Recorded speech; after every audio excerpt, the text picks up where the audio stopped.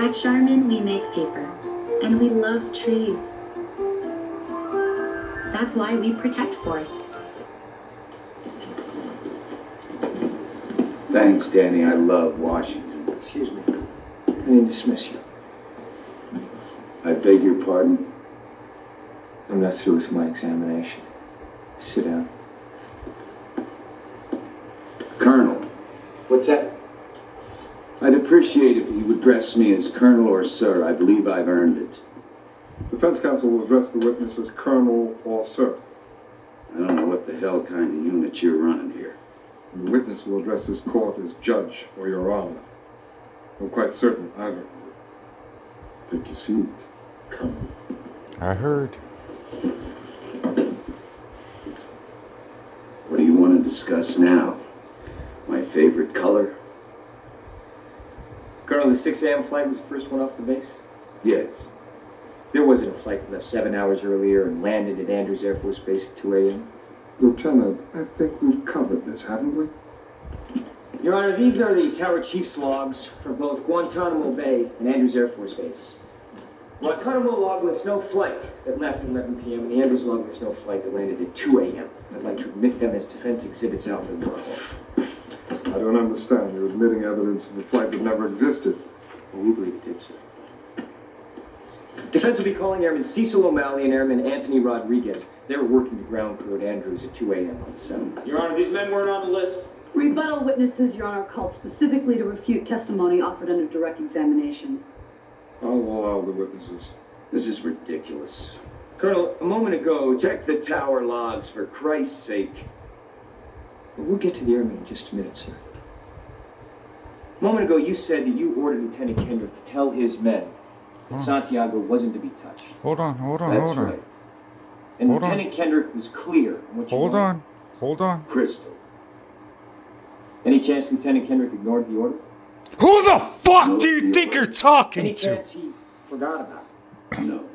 Any chance Lieutenant Kendrick left your office and said, the old man is wrong? No. When Lieutenant Kendrick spoke to the platoon and ordered them not to touch Santiago, any chance they ignored him? You ever served in an infantry unit, son? No, sir. Ever served in a forward area?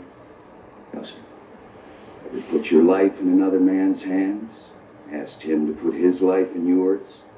No, sir. We follow orders, son. We follow orders or people die. It's that simple. Are we clear? Yes, sir. Are we clear? Are we clear? Crystal. Colonel, I have just one more question before I call Airman O'Malley and Airman Rodriguez. Pull that fake If shit you gave an again. order that Santiago wasn't to be touched, and your orders are always followed, then why would Santiago be in danger? Why would it be Son? necessary to transfer him off the base?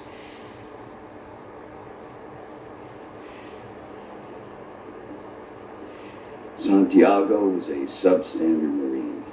He was being transferred. Not what you said. You said he was being transferred because he was in grave danger. That's correct. You said he was in danger. I said grave danger. You said, is I there any other... recall what I I can have said. the court reporter read back to you. I know what I said. I don't have to have it read back to me like I'm Then why getting did you two orders? Colonel? Sometimes men take matters into their own hands. Listen, you made it clear just a moment ago that your men never take matters in their own hands. Your men follow orders or people die. So Santiago shouldn't have been in any danger at all, should he have, Colonel? You snotty little bastard. Your Honor, I'd like to ask for a recess. I'd like an answer to the question, Judge. The court will wait for an answer. If Lieutenant Kendrick gave an order that Santiago wasn't to be touched, then why did he have to be transferred? Colonel, Lieutenant Kendrick ordered the code red, didn't he? Because that's what you told Lieutenant Kendrick to do. Object! And when it went bad, you cut these guys loose! Your Honor! You had markers inside a bony transfer! Your Honor! You doctored the logbook! Damn it, Captain! Coerced the doc! Consider yourself in contempt. Colonel Jessup, did you order the code red? You don't have to answer that question. I'll answer the question. You want answers? I think I'm entitled. You want answers? I want the truth! You can't handle the truth. Son, we live in a world that has walls, and those walls have to be guarded by men with guns. Who's gonna do it? You You, Lieutenant Weinberg. I have a greater responsibility than you can possibly fathom. You weep for Santiago and you curse the Marines. You have that luxury.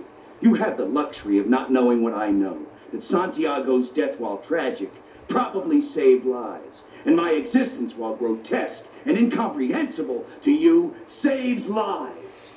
You don't want the truth because deep down in places you don't talk about at parties, you want me on that wall. You need me on that wall. We use words like honor, code, loyalty. We use these words as the backbone of a life spent defending something. You use them as a punchline.